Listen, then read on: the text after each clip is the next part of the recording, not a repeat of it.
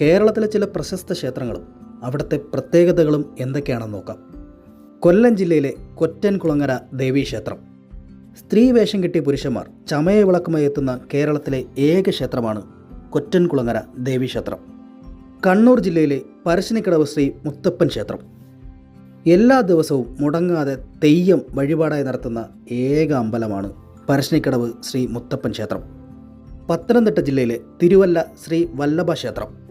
എല്ലാ ദിവസവും മുടങ്ങാതെ കഥകളി വഴിപാടായി നടത്തുന്ന ഏക അമ്പലമാണ് തിരുവല്ല ശ്രീ വല്ലഭ ക്ഷേത്രം. എറണാകുളം ജില്ലയിലെ തൃക്കാക്കര വാമനമൂർത്തി ക്ഷേത്രം. കേരളത്തിലെ ഏക വാമന ക്ഷേത്രമാണിത്. പുൽപ്പള്ളിയിലെ സീതാദേവി ക്ഷേത്രം. കേരളത്തിലെ ഏക സീതാദേവി ക്ഷേത്രമാണ് പുൽപ്പള്ളിയിലെ സീതാദേവി ക്ഷേത്രം. പത്തനംതിട്ട ജില്ലയിലെ കൊടുമൺ ചിലന്തി അമ്പലം. കേരളത്തിലെ ഏക ചിലന്തി അമ്പലമാണ്. കൊല്ലം ജില്ലയിലെ മലനട ക്ഷേത്രം. കേരളത്തിലെ ഏക ദുര്യോധന ക്ഷേത്രമാണ് മലനട ക്ഷേത്രം. ഇരിഞ്ഞാലക്കുടയിലെ ശ്രീ കൂടൽമാണിക്യം ക്ഷേത്രം. കേരളത്തിലെ ഏക ഭരതക്ഷേത്രമാണ് ശ്രീ കൂടൽമാണിക്യം ക്ഷേത്രം.